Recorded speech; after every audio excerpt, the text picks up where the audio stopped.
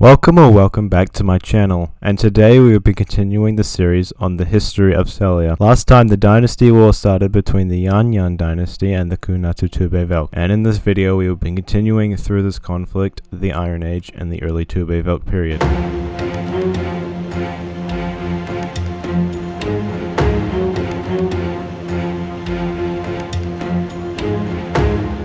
After this incident at Vikunen, Fanmi I ordered his armies to siege Vikunen, which started in 960 BID. The siege lasted for 5 grueling months with little food for the populace and soldiers of the city, which is noted by the contemporary historian Titana that people fought with daggers, knives and other tools in order to obtain food, with very bloody outcomes and many dying in food riot. While the siege was happening, the armies of the Kunatu Tubevelk were trying to break through the lines, but they kept getting pushed back. So in order to break the siege, the armies of the Kunatu marched into the Yan dynasty proper in order to divert soldiers away from Vikunen, which it was able to do,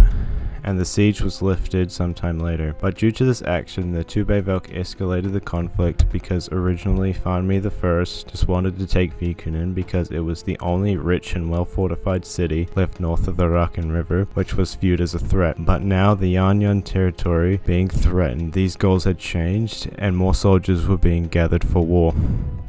Over the next few years, the Kunatu Tubevelk would mostly be on the defensive, defending the stretch of land that they had took in the counter-offensive, and with the Yan forces trying many times to push them back, but it was fruitless, and after the Battle of Hingnatica in 957 BID, the Yan dynasty and the Kunatu Tubevelk came to a peace agreement, which ended the war, and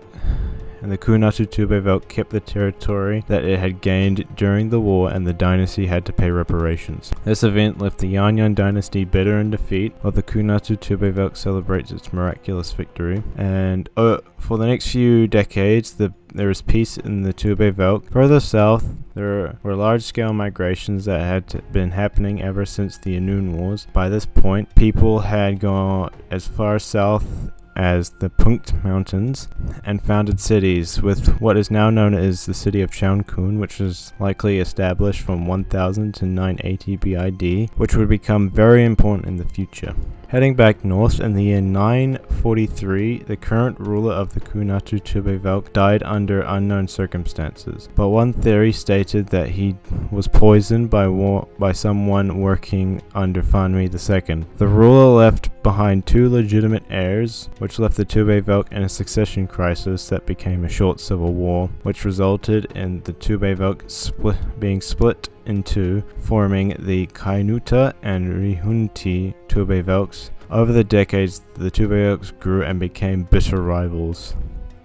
Shifting focus to the cities of Bevti and Kinun, they had been continuing to expand and fight each other just like previous centuries. But in 925, the city-state to the north had just formed into the Tubevelk after overthrowing the ruling family, and they invaded Bevti and Kinun, and since they had been weakened by an earlier war, the Tubevelk easily won. But instead of becoming their overlords, the Tubevelk proposed an oligarchy, or a triple monarchy, with Bevti and Kinun, which formed the Pikarunwin, as it is referred to in modern times. The Pikarunwin would eventually come into contact with the Kainuta and Rihunti Tubevelk, and several wars were fought between them, referred to as the Pikarunwin Wars. The first one starting in 910 and the last one ending after the Battle of Pirpir in 893, and these wars devastated the region, and the Pikarunwin lost a lot of territory to the Tubevelk. Skipping forward a few decades to 873, in the region now known as Bertujukun, the ruler of Chaunkun had been slowly consolidating power over the region and had formed a brand new Tubevelk known as the Bihinki Tubevelk, and with the holy city of Chaunkun as its capital, the Tubevelk became very religiously important over the next few centuries. In 850, the migration continued in what is now known as modern-day Broknia, and the settlers established many new settlements, with the largest being Hihino, established around 845. With this region came many challenges like the colder climate and the newly discovered locals known as the Adosic tribes. The initial contract varied. Some were peaceful peaceful, others were violent, but eventually the groups became hostile to each other as more and more Sellians came south, and by 830 BID, full-scale raids were taking place on Sellian villages, which were perpetrated by the Sechvi and Laurenti tribes.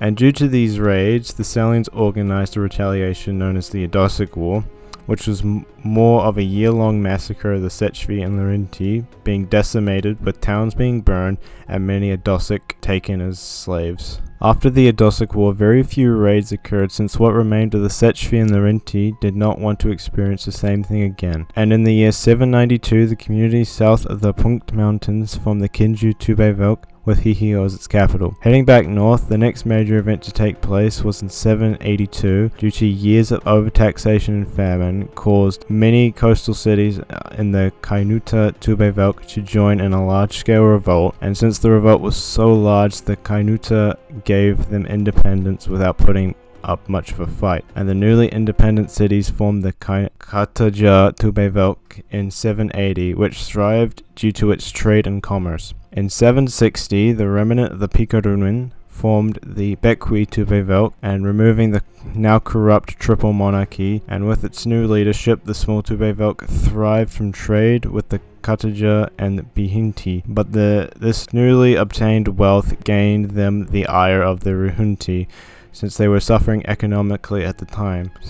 So they wanted a new wealthy Tubevelk, which resulted in the start of the Wealth War in 750. And initially the war went well for the Ruhunti, since they were able to capture Kinun in 748. But the initial victories wouldn't last, since in 747 Hihi I ascended the throne after the death of his mother, and Hihi was one of the best tacticians in Sellian history. And with his skills, he won every battle he fought, pushing the Ruhunti back all the way to their capital by 743, which resulted in the total collapse of the Ruhunti Tubevelk, and any part not being taken by Hihi being taken by the Kainuta Tubevelk. But even with this small victory from the Kainuta, it would not last, since they had been on the decline for the last 50 years, and in 732 came the final blow with the bleeding sickness, which swept through the Tubevelk for 5 years, killing thousands, including the royal family, and was made worse by the fact that all trade stopped with the Kainuta, with it even being mentioned by the historian Bethi that other Tubevelks would threaten to kill and burn anyone trying to enter their territories from the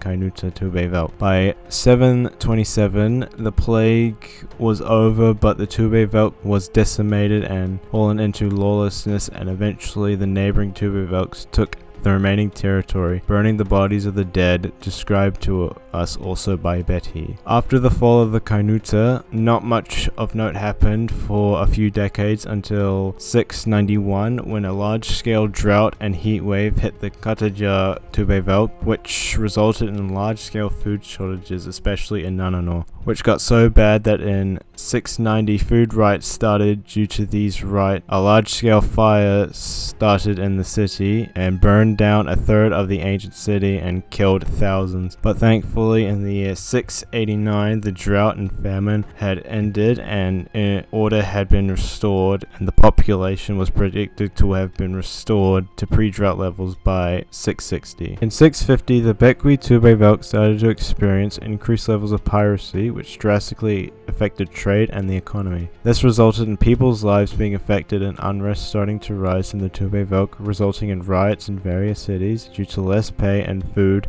starting the Bekwi crisis. Due to this unrest, the warlord Vilki the Cruel was able to take advantage of this to gain more followers and direct them at the current king Kiko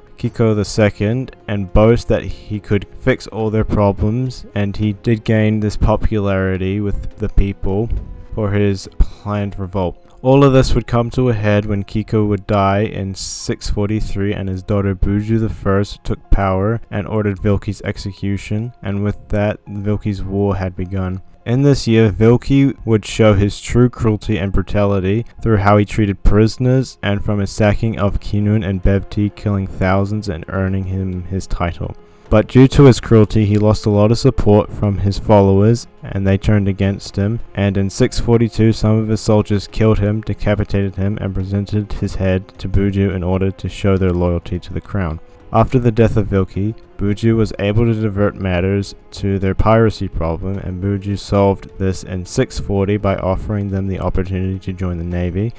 pay them, and forgive their crimes. With this action, trade once again opened up, and in 639 large amounts of gold was discovered, and from trading that gold the wealth started rolling in, and the Bekwi Tubevelk entered in a golden age in 638 and became the wealthiest Tubevelk in 632.